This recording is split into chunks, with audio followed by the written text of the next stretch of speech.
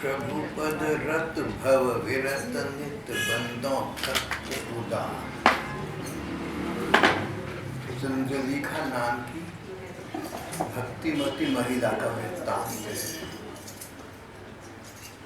बचपन से ठाकुर जी में लग गई, विवाह के पश्चात पक्केपन से लगी रही। पति उसकी शुद्ध भावना को देखकर बदल गए। पूरी ससुराल ठाकुर जी की भक्ति में लग गई। चंद्रलेखा का ऐसा प्रभाव था, ऐसा भाव था।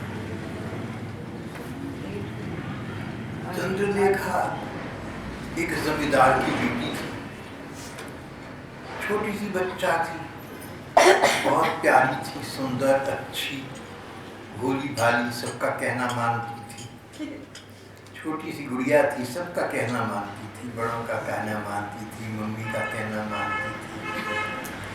तो जब बच्ची वो सबका कहना मानती तो सब उसे बहुत प्यार करती थी। जो बच्चे बड़ों का कहना मानते हैं और मीठा बोलते हैं, बड़े जो बच्चों से प्यार करते हैं, तो वो जो चंद्रलेखा नाम की गुड़िया थी, उससे सब लोग बहुत प्यार करते थे, उसे खिलौना समझते थे।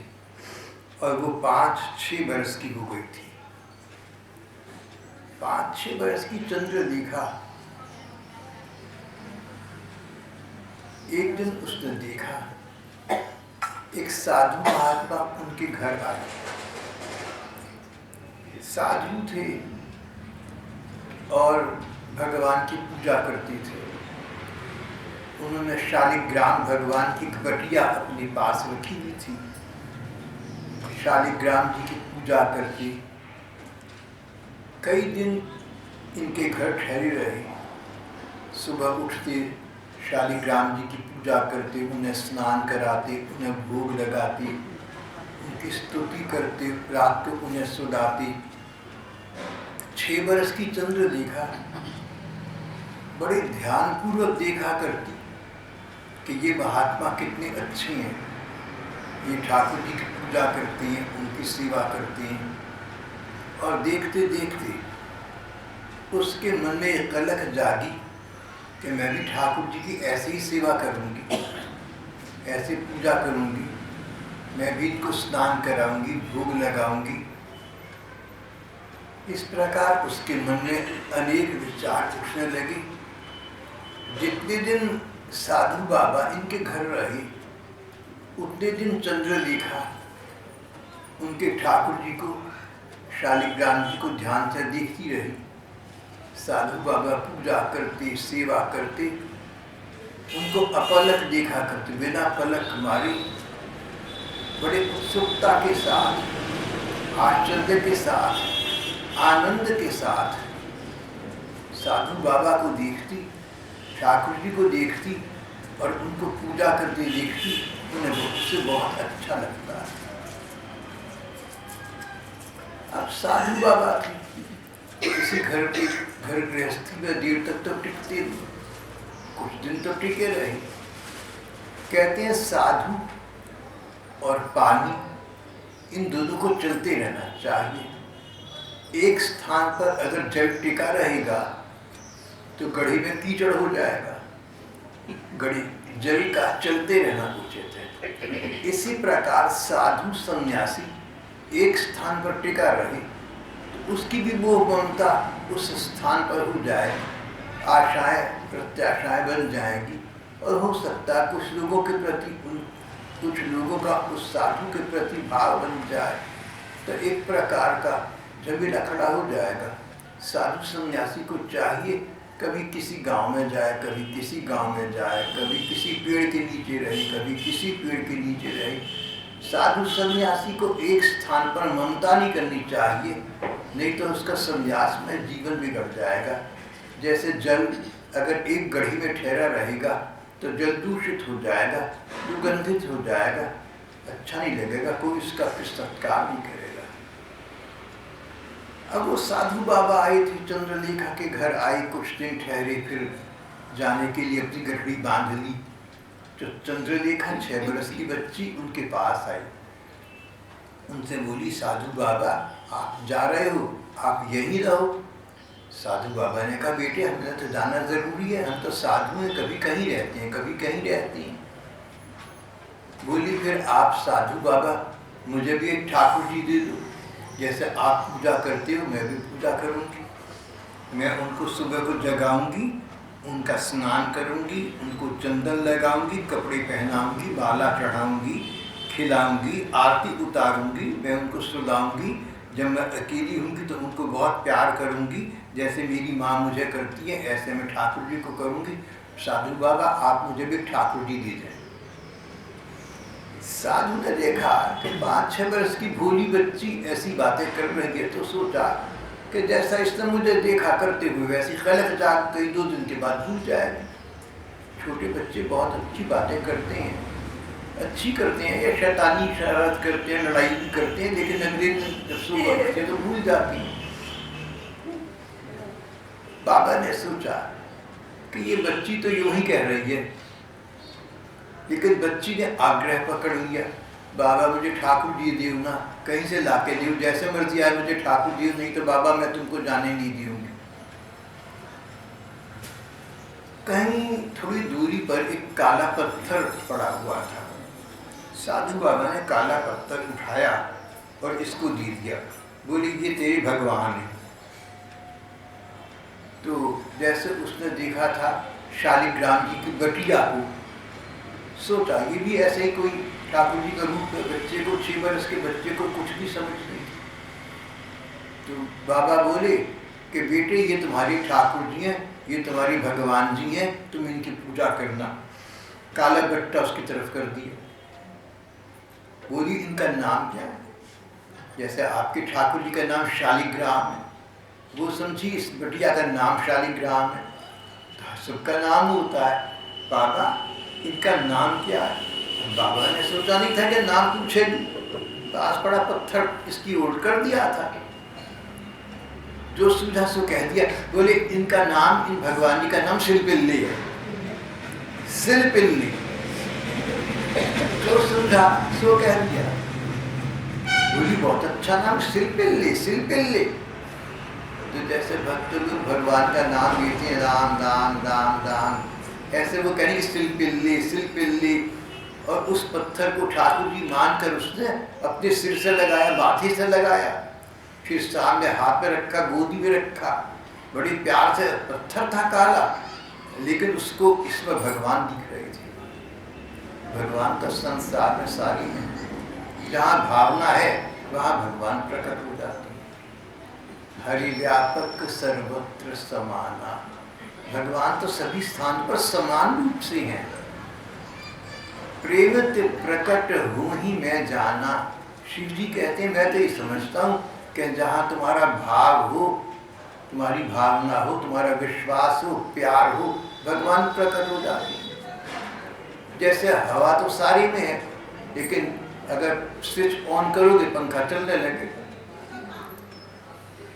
जैसे हवा सारी में है, तुम कोई पंखा लेकर अपने को झलने लगो तो तुम्हें हवा लगेगी, पता लग जाएगा कि हवा है। तो शिव भगवान तो सारी में है, वहाँ भावना हो जाए कि भगवान है, वहाँ पर भगवान भावना के अनुसार अपना दर्शन भी करा देती हैं। साधु बाबा तो सिलपिल्ले नाम के भगवान देकर उस बालिका को आगे चले गए। सिलपिल्ले भगवान को सिर पर रखकर वह बच्ची अंदर चली गई और इतनी प्रसन्न हुई, अंदर जाकर मस्ती में नाचने गाने लगी। साधु महाराज चले गए, पर चंद्रलेखा नाम की बच्ची को भगवान मिल गए, भगवान का मंत्र मिल गया। भगवान वो जो पत्थर था ये भगवान है, और मंत्र मिल गया सिलपिल्ले, यही मंत्र था उसके लिए।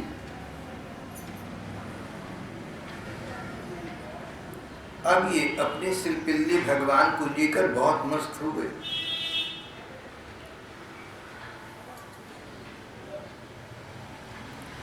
जब पिताजी ने देखा कि सचमुच ये इस पत्थर की पूजा करती है, इसका भोग लगाती है, आरती उतारती है, सुलाती है, तो बच्चे को ह्यूमर करने के लिए, बच्चे का भावना रखने के लिए उन्होंने एक सिंहासन बनवा दिया। बोले ठाकुर जी को सिंहासन में रखते हैं। पिताजी ने एक सिंहासन बनवा दिया। अब उसने अपने श्री पिल्ले भगवान को उस सिंहासन में विराजमान कर दिया। बहुत प्रसन्न हुई।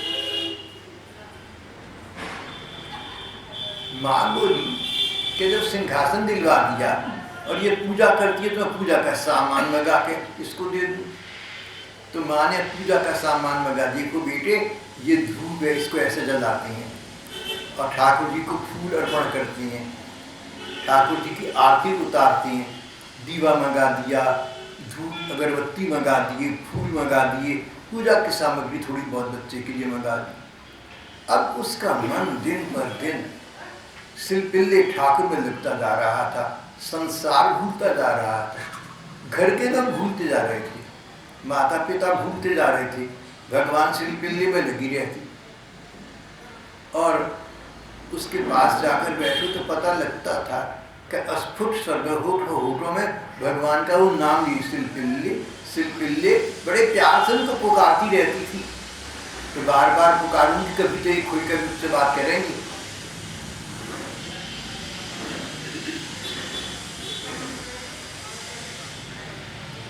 जब आसपास के लोगों ने चंद्रलेखा को देखा सिलपिल्ले ठाकुर की सेवा पूजा करते हुए भोले भाव से, तो बच्ची तो पहले ही सबकी लाडली थी, अब ठाकुर जी की पूजा सेवा कर रही थी।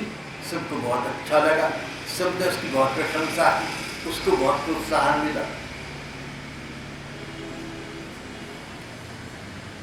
सब लोग चंद्रलेखा को देखते होते कैसे प्यार से सेवा कर रही है, लेकिन चंद्रलेखा का मन बदल चुका था। छोटी सी बच्ची थी, लेकिन अब उसका मन लोगों में नहीं था। कौन उसकी प्रशंसा करता है, कौन नहीं करता, लोग उसको देख रहे हैं, प्यार से देख रहे हैं। अब उसका मन यहाँ नहीं जाता था।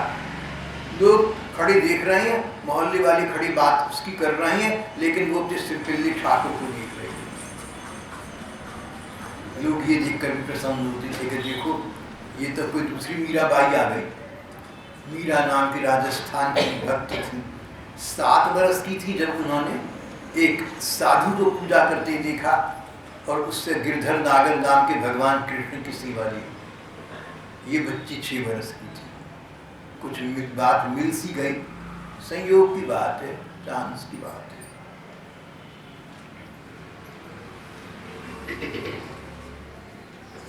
जब कुछ 2-4 वर्ष बीते तो घर वालों ने देखा कि चंद्रलेखा का भाव सिलपिल्ले भगवान के प्रति अनन्य होता जा रहा है। अब उससे दूसरी कोई बात सुहाती नहीं, कोई दूसरी बात अच्छी नहीं लगती। वो अपने घर वालों से और बाहर वालों से, मोहल्ले वालों से और गांव वालों से भगवान सिलपिल्ले की बात करती, उनसे भोले प्रश्न पूछती। कभी माँ से कहती, माँ सिलपिल्ले भगवान मुझे मिलेंगे? हाँ बेटे, कभी ना कभी तो मिलेंगे। माँ भगवान मुझे जल्दी क्यों नहीं मिलते, आज क्यों नहीं मिलते? माँ ने कहा, बेटे भगवान भक्ति से मिलते हैं। बोली, माँ मेरे पास भक्ति है क्या? माँ ने कहा, बदली ये कोई प्रश्न हुआ कि मेरे पास भक्ति है? माँ भक्ति क्या चीज़ होती है? उसने सोचा जैसे दीवा है, जैसे धूप है, जैसे फूल है, ऐसे कोई चीज़ भक्ति होती होगी। माँ कहती है जिसके पास भक्ति होती है उसको भगवान मिलते हैं। माँ मेरे पास भक्ति है क्या? माँ भक्ति क्या होती है? माँ ने कहा, भगवान को प्यार करने को भक्ति कहती हैं। बोली, माँ मैं भी जिनसे प्यार करती हूँ, मुझे क्यों नहीं मिलते? माँ ने कहा, जब पूरा प्यार करती है तब मिलते हैं। माँ पूरा प्यार मैं कब करूँगी और कैसे करती है? माँ तंग आ जाती, कहती, बेटे तू काम की बात कर, अपनी पढ़ाई कर और काम कर, चल अच्छा ठाकुर जी की सेवा कर रही, मेरे कान मत खा। कई बच्चे माओ के कान खाती हैं।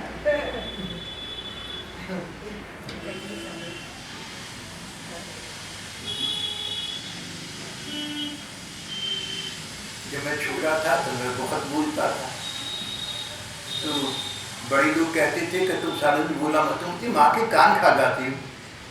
तो बड़ा मुझे ताज्जुब होता था कि मेरे मुंह में तो कुछ भी नहीं आया। चावल खाती हैं, रोटी खाती हैं, तो मुंह में दिखाई पता लगती हैं, सटकती हैं, चबाती हैं। तो जब मैंने माँ के कान खा लिए तो माँ के दोनों कान पहले की तरफ लगे हुए और ये मुंह उठाया भी। बड़ा भी ताज्जुब होता था, ये बात मुझे याद है।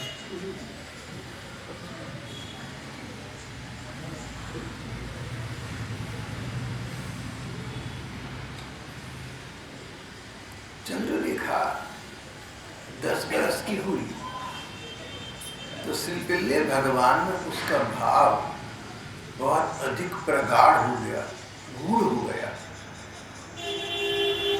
और ये बात कि भगवान से प्यार करो तो भगवान मिलती हैं, दर्शन देती हैं, सामने आती हैं, उसके मन को कचोटने लगी। उसका भोला मन कहता था कि श्रीपिल्ले मैं तो तुम्हें बहुत प्यार करती हूँ, तो तुम मुझे क्यों नहीं मिलती? अगर भगवान प्यार करती हैं, अगर मैं भगवान को प्यार करती हूँ और इसलिए भगवान भी मुझे प्यार करती हैं, तो भगवान मुझे मिलती क्यों नहीं, मेरे सामने क्यों नहीं आती? ये सोचकर उसकी आंखों में आंसू भर आती, रो पड़ती। 1-2 बरस और बीत गए तो माता पिता ने उसकी अद्भुत विचित्र स्थिति देखी। वो प्रायः धीरे धीरे रोती रहती है, आंसू आती है। उसके मन को ये दुख था, उसके मन में कष्ट था, जब मैं ठाकुर जी को इतना प्यार करती हूँ तो मेरे सामने क्यों नहीं आती? मन ही मन बहुत कुछ सोचा कर, कभी सोचती कि श्रीपिल्ले सामने आएंगे, बात करेंगे, मैं उनसे लड़ूंगी। कभी सोचती नहीं, ये तो बहुत प्यारे ठाकुर, लड़ूंगी नहीं, मैं उनसे प्यार से बोलूँगी। कभी सोचती मैं उनके साथ खेलूँगी, कभी कुछ सोचती, कभी कुछ सोचती। भाग्य कि वो भगवान के भाव में खोई रहती, भगवान के ध्यान में मग्न रहती। ध्यानी नयाम पदयो पदवी सखी। ध्यान से, चिंतन से भगवान प्रसन्न होती हैं और अंततः कभी न कभी प्रकट हो जाती हैं, दर्शन भी देती हैं। चंद्रलेखा को इन बातों का तो पता नहीं था, सिद्धांतों का तो बोध नहीं था, लेकिन वो अपने ठाकुर जी का चिंतन हर समय करती रहती। घर वालों को कुछ चिंता भी हुई, फिर सोचा कि 1-2 बरस में इसका विवाह कर देंगे, घर गृहस्थी में लग जाएगी, सब भूल भाग जाएगी। क्या पता बड़ी होने तक अपने आप अकल आ जाए और श्रीपिल्ले भगवान का जो उन्माद, जो पागलपन है, जो भूत है उसके सिर पर सवार है, वो उतर जाए। नहीं तो विवाह कर देंगे, ससुराल में सुख मिलेगी, ससुराल में प्यार सम्मान मिलेगा, तब भूल जाएगी। इस प्रकार 2-3 बरस और बीते। माता पिता ने एक अच्छा घर देखकर आखिरकार चंद्रलेखा का विवाह कर दिया। चंद्रलेखा को ये भी नहीं पता होता था कि विवाह क्या होता है, छोटी उम्र की बालिका थी। उसने तो ये समझा कि जो मेरे ठाकुर जी हैं, मेरे श्रीपिल्ले भगवान हैं, इनके साथ मेरा विवाह हो रहा है। जिस पति के साथ, जिस लड़के के साथ विवाह होना था, वो तो उसके विचार पथ में आया नहीं, उसका तो विचार उसे आया नहीं। पता नहीं क्यों वो ये समझती रही कि मेरी माँ ने मेरे श्रीपिल्ले भगवान से मेरा विवाह कर दिया है।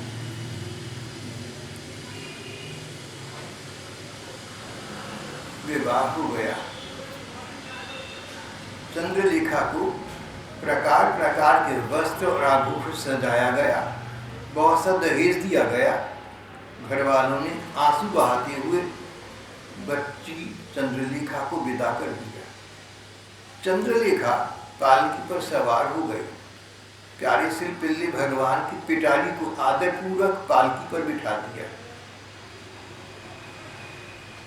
अभी बारात कुछ दूर गई थी तो एक नदी के किनारे कुछ विश्राम के लिए ठहरी। इस दौरान, इस विश्राम में, इस अवकाश काल में चंद्रलेखा का पति मन में अनेक विचार लिए और विवाह के अनेक सुंदर स्वर्णिम स्वप्न लिए अपनी नवविवाहिता पत्नी का मुख देखने आया और सोच रहा था कि मैं इससे प्यार से बोलूँगा, मैं इसको ये कहूँगा, मैं इसको वो कहूँगा, फिर ये अच्छे जवाब देगी, पता नहीं क्या कहेगी। अनेक प्रकार के विचारों में पति खोया हुआ था। तो अगर पत्नी 16 वर्ष की थी तो पति 20 वर्ष का होगा, तो वो भी अपने बचपन के विचारों में, लेकिन उसके मन में बहुत संकल्प थे, बहुत स्वप्न थे, और उसने सोचा कि मैं पत्नी से मीठा मीठा बोलूँगा तो वो मेरे से बहुत अच्छा बोलेगी, मैं इसको प्यार करूँगा, ये मुझे प्यार करेगी। बहुत अपने मन में संकल्प विकल्प लेकर, उर्दू में कहते हैं बड़े अरमान लेकर, वो अपनी नवविवाहिता पत्नी का मुखड़ा कदाचित पहली बार देखने के लिए इस विश्राम काल का लाभ उठाकर पालकी के पास गया। चंद्रलेखा मन की दूसरी वृत्ति में थी। उसके मन में तो ये था कि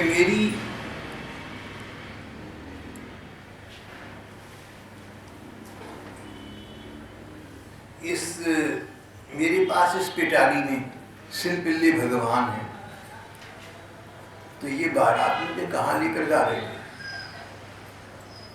चलो कोई बात नहीं, जहाँ जाऊंगी वहाँ भी सिलपिल्ले भगवान होंगे।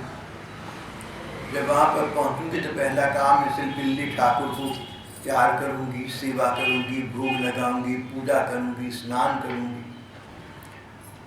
चंद्रलेखा के मन में कुछ संकल्प विकल्प उठ रहे थे और पतिदेव के मन में कुछ और संकल्प विकल्प उठ रहे थे।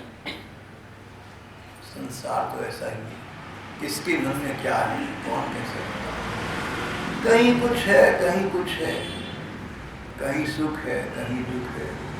पहले हम छोटे थे तो रेडियो पर एक गाना बजा करता था, कहीं सुख है कहीं दुख है, इसी का नाम दुनिया है। तब तो संगीत और लय अच्छे लगा करते थे, लेकिन थोड़ा बड़ा होने पर देखा कि बात भी ठीक है, संसार में सुख और दुख दोनों हैं। धर्म ग्रंथ कहते हैं कि सुख और दुख के संयोग का नाम ही संसार। कहीं मिलन है, कहीं वियोग है, कहीं सुख है, कहीं दुख है।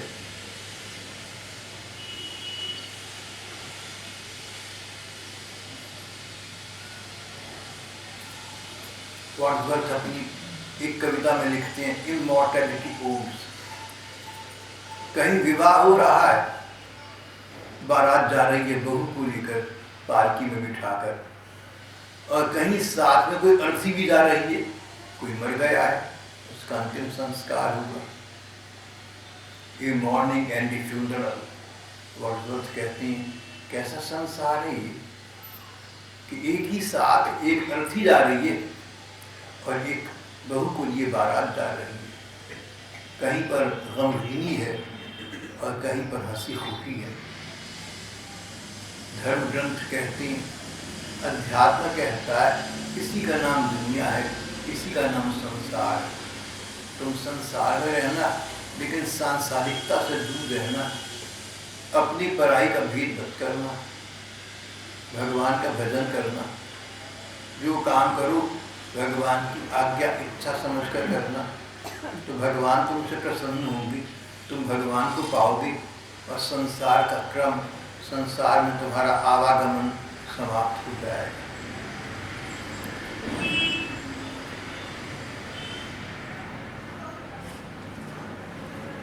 कन्या के पतिदेव उसको मिलने के लिए विश्राम का समय देखकर, अवकाश देखकर उसके पास आए। वो अपने विचारों में खोई हुई थी, ये अपने विचारों में खोया हुआ था। चंद्रलेखा अपना तन, अपना मन, अपना जीवन भगवान के प्रति अर्पित कर चुकी थी। और पतिदेव सोच रहे थे कि मैं बात करूंगा तो वो मुझे कहेगी कि मेरा तो तन मन अब आपका हो गया, मैं तो आपकी दासी हूं, जैसा आप कहेंगे वही करूंगी।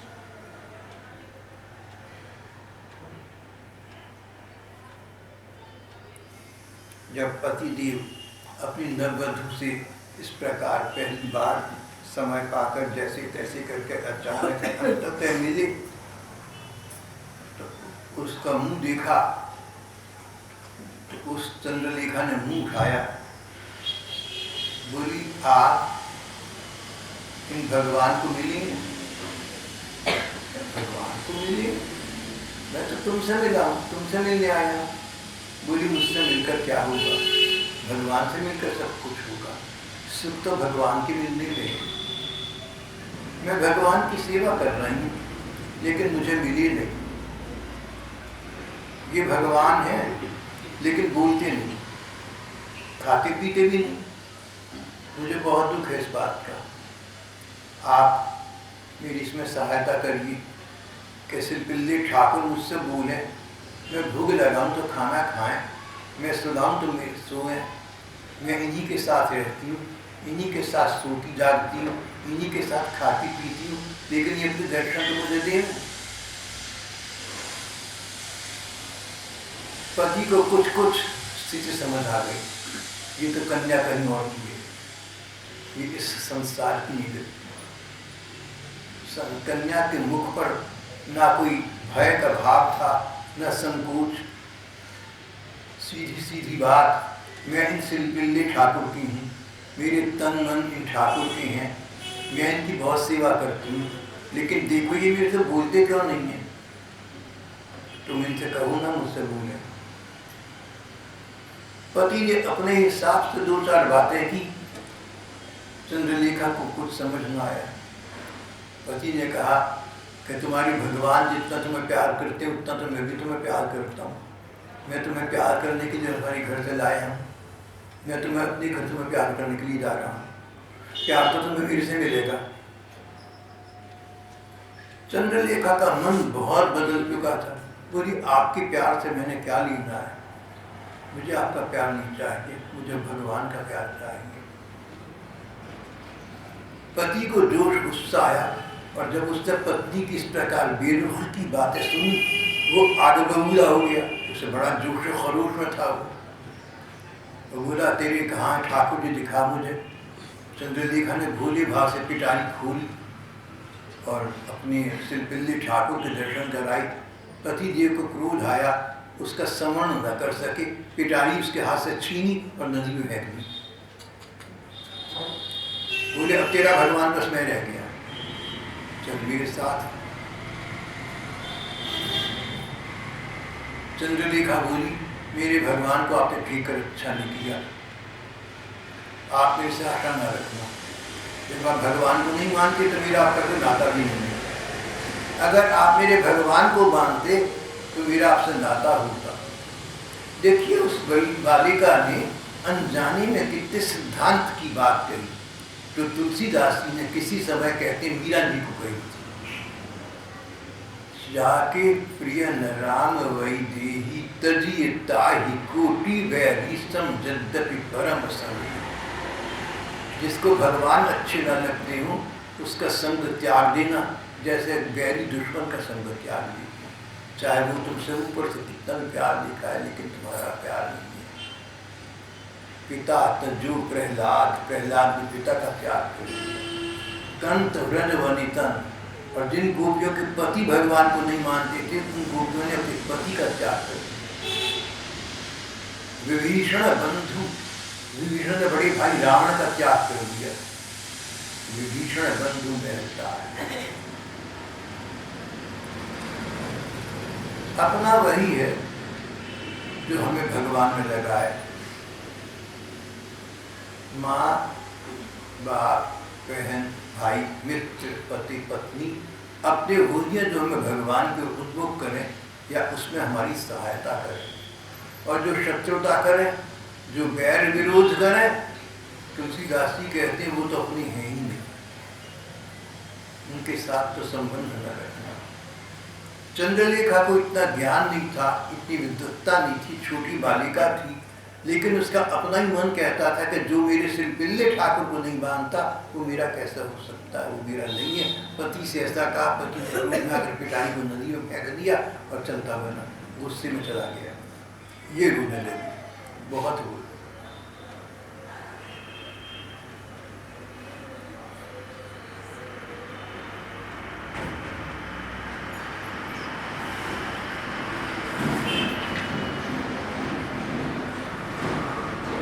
ससुराल पहुंचे तब भी वो रो रही थी, और ससुराल की दहलीज पर कदम रखा तो फूट कर रोई। ससुराल की महिलाओं ने सोचा कि बच्ची अपने पिता का घर छोड़कर, अपनी सहेलियों को छोड़कर, पाले हुए पशु पक्षियों को छोड़कर नए शहर में हमारे यहाँ आई है, अपने घर वालों को याद करके रो रही है। 2-4 दिन इसको हमारे से प्यार मिलेगा तो चुप हो जाएगा, लेकिन ऐसा नहीं हुआ। बहुत दिन बीत गए। घर वालों ने, ससुराल वालों ने देखा कि चंद्रलेखा न सोती, न खाती, न किसी से कुछ बोलती, बस आंखों से आंसू बहती रहती, और उसका सुंदर सा मुखड़ा अब मुरझा गया, जैसे कोई फूल मुरझा गया।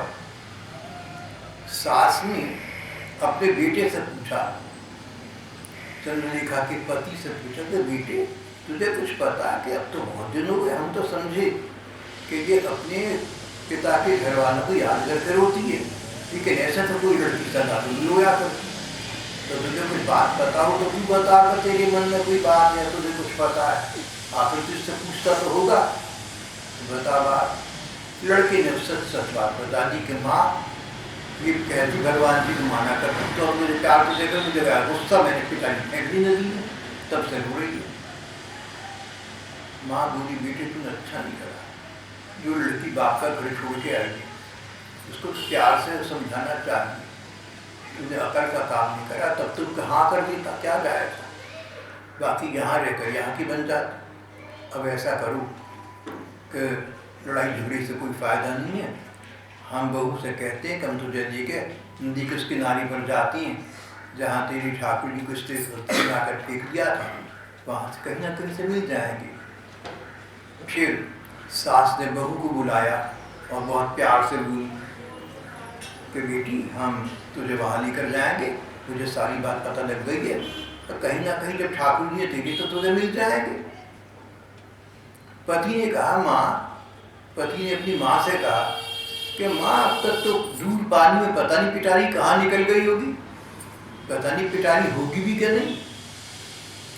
माँ ने चंद्रलेखा का मन रखने के लिए कहा कि बेटे ऐसी बात नहीं है, ये बच्ची भगवान को प्यार करती है, भगवान तो सारे में से मिल सकते हैं, जहाँ भगवान को ढूंढे तो भगवान मिलेंगे, और जब ये सिलपिल्ले को प्यार करती है तो सिलपिल्ले वहाँ से इसको मिल जाएंगे। बेटी अगर तू प्यार करती है ना और भगवान भी तुझे प्यार करते हैं तो तुझे मिल जाएंगी। माँ ने तो बेटी को समझाने के लिए एक प्रसंगवश बात कह दी, लेकिन सच बात यही है कि भगवान को जहाँ ढूंढो, अगर मन में सच्चा भाव हो तो भगवान वहीं से प्रकट हो सकते हैं। भक्ति मार्ग में सिद्धांत पढ़ने नहीं ज्यादा पड़ते, अपने आप जीवन में आ जाते हैं। इसलिए कहा गया कि भगवान का प्रेमा भक्ति का मार्ग क्रियात्मक है, उपदेशात्मक नहीं। अगर हम भगवान में लगे हैं तो आसपास के लोग हमें देखकर भगवान में लग जाएंगे, और हम अपने आप तो कुछ करें धरे नहीं और दूसरों को उपदेश दें, उपदेश तो कुछ नहीं होगा। जो होगा हमारी करनी से होगा, लोग करनी को देखते हैं।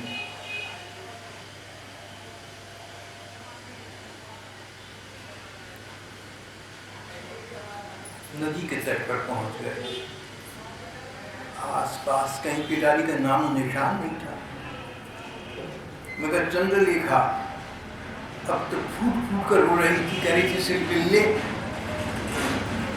सिलपिल्ले अगर तुम मुझे प्यार करते हो तो मेरे पास आ जाओ, मैं तुम्हें बहुत चाहती हूँ, देखो तुम्हारे बिना मैं जीवित भी नहीं रहूँगा, मैं तुम्हारे बिना जीवित भी नहीं रह सकूँगी, तुम मेरे पास आ जाओ, कहीं से भी आ जाओ।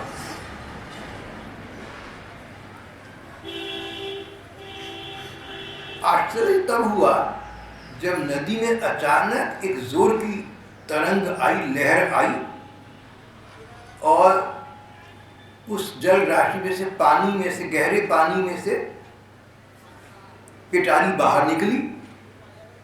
पिटारी मानो कूदी और किसी लहर के साथ उछलकर चंद्रलेखा की गोदी में आ गई। सुनत ही अति आरत बचन, करुणानिधि अतुराई।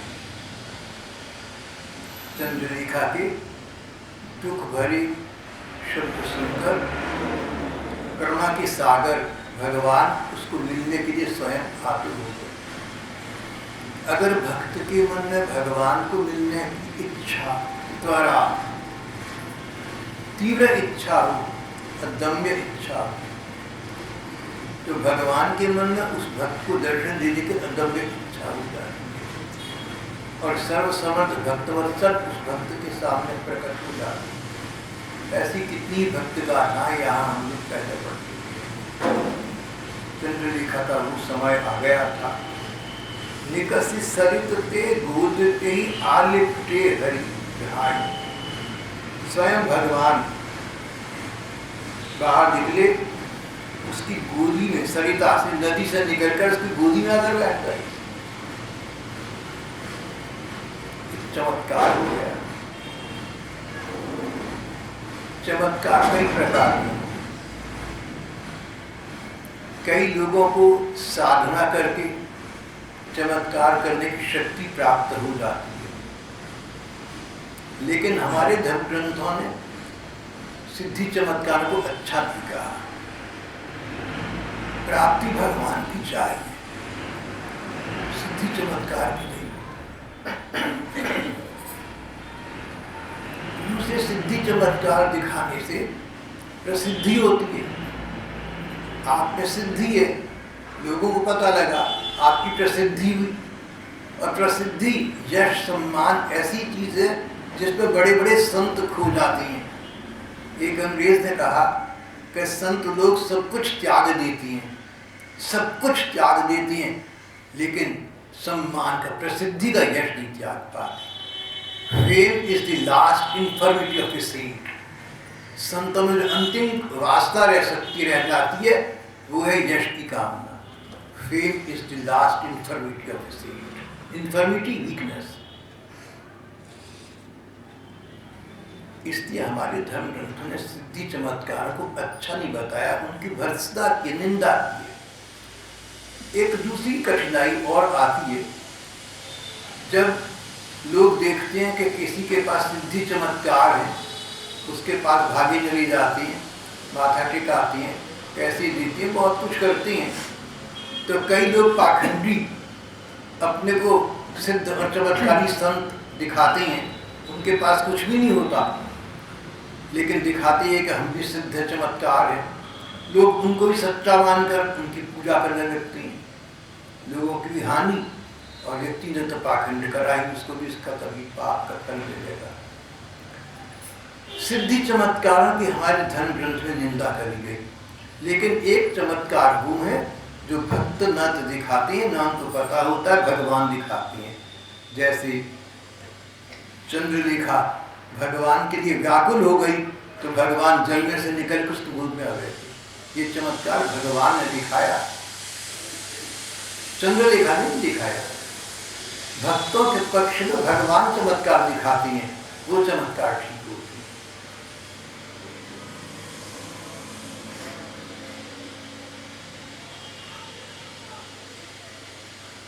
चंद्रलेखा ने शिवपिल्ली ठाकुर को उठाया, मस्तक पर लगाया, खिल गई, उसका चेहरा खिल गया, मुदित प्रसन्न हो गई, उसका कष्ट सदा के लिए बह गया। और इस आश्चर्यजनक घटना को देखकर पति, सास और ननद इत्यादि घर के सभी लोग भगवान को स्वीकारने लगे और बोले कि हमारे घर कितनी अच्छी बहू आई है कि इसने तो अति ससुराल का कल्याण कर दिया। चमत्कार देकर उनके मन में भगवान के प्रति भक्ति भाव, भगवान के प्रति विश्वास जाग गया, वो भी भगवान की पूजा और सेवा करने लगे। चंद्रलेखा का जीवन घर गृहस्थी में रहते हुए भी भगवन्मय था। तन संसार में, मन भगवान में। In the world but out of it. इसका आदर्श बनकर चंद्रलेखा संसार में रही और संसार की साधक जनों के लिए अपना आदर्श छोड़। आज का प्रसंग यहाँ समाप्त हो जाता है।